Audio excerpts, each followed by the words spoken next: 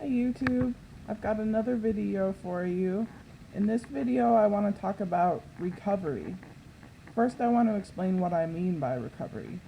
To me, recovery from bipolar disorder means being neither in a depressive crisis or a manic crisis, and being able to cope with non-crisis mood fluctuations, i.e. minor depressions and hypomanias, in a healthy way.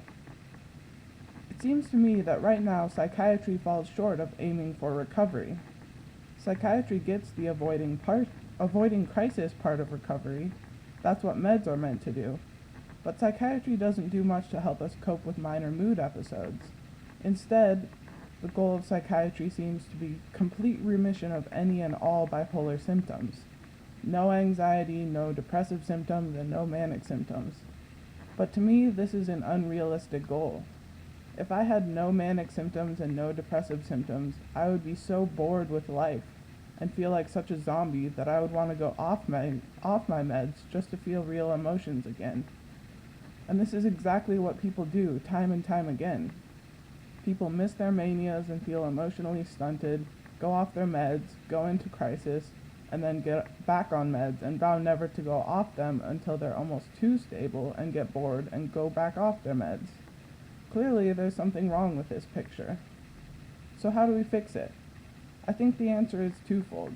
First, psychiatrists need to lower doses of medications to allow for minor changes in mood, i.e. minor depressions and low-level manic symptoms. And second, there needs to be some sort of program in place to teach people with bipolar to successfully cope with minor depression and low-level mania. You might be thinking, that's what therapy is for, and to an extent I agree with you. I think therapy has a lot to teach, especially with CBT and DBT skills. But I think therapy is missing something. And this missing something, I think, is peer counseling. By peer counseling, I mean having someone else with bipolar who has figured out how to deal with minor depression and low-level mania successfully to help you learn to cope in the same ways. Kind of the way a sponsor works in Alcoholics Anonymous. Because let's face it, therapists, unless they have bipolar disorder themselves, just don't totally get it. They don't know how to help us cope in the real world the way other people with bipolar do. I think the closest thing to peer counseling out there right now are support groups, which, if they're good, are immensely helpful. I actually got the idea of peer counseling from a support group I used to go to. I wish I could still go to that support group because it was really good, but it conflicts with my work schedule. I admit that peer counseling or a peer mentor probably wouldn't be able to get you out of a crisis like a suicidal depression or a full-blown manic episode, but that's what the meds are for.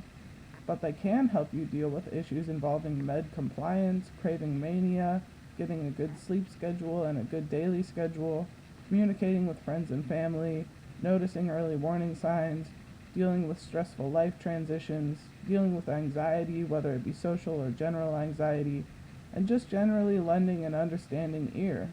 And unlike a therapist, you'll have the comfort of knowing that they've been through the same exact things and have made it through successfully.